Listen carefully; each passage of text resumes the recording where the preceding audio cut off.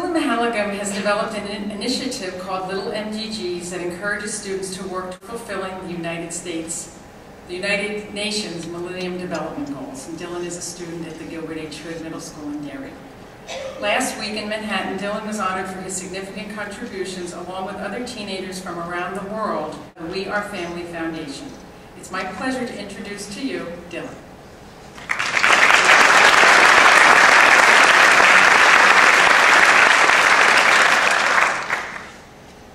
Thank you, Karen. Good evening, everyone, and welcome. At last year's benefit concert, Karen asked me if I wanted to go first or last.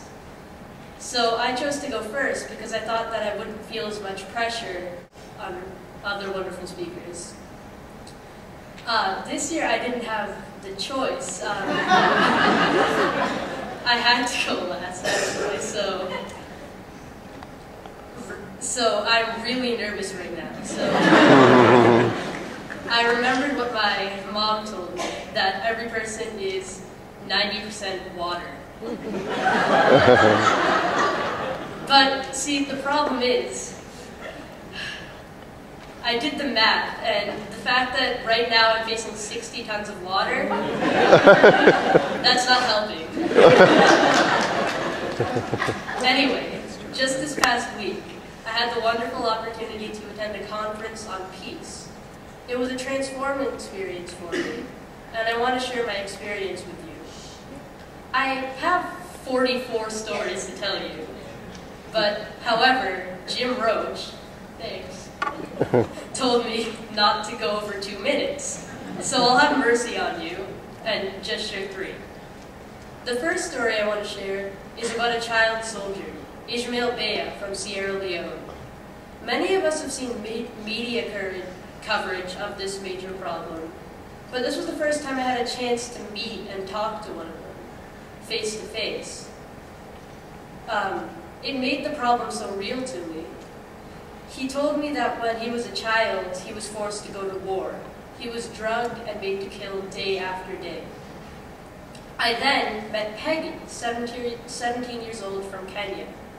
She said to us, at 8, boys are going to school while girls are cleaning the house. At 12, boys are outside playing while girls are getting married. At 14, boys are still outside playing while girls are having babies.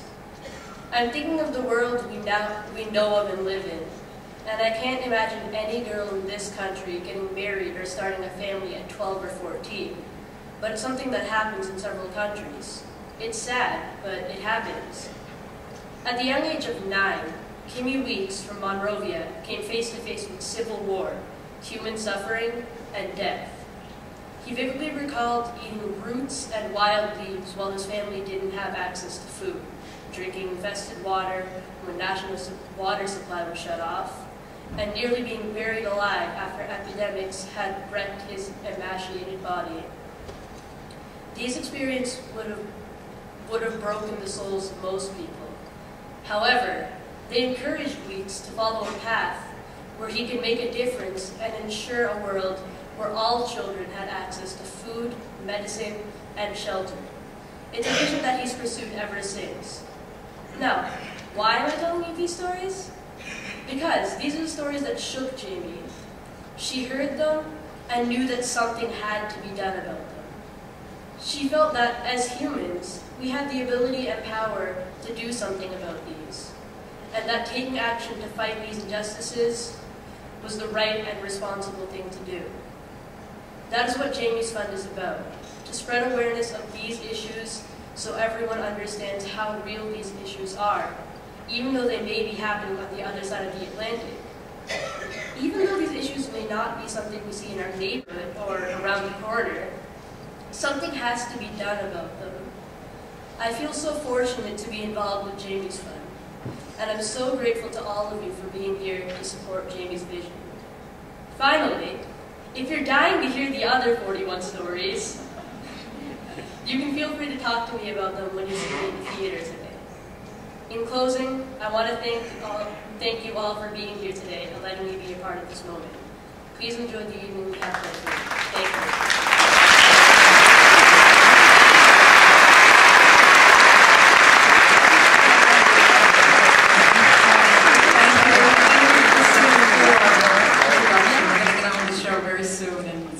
great night. We're going to have a lot of fun.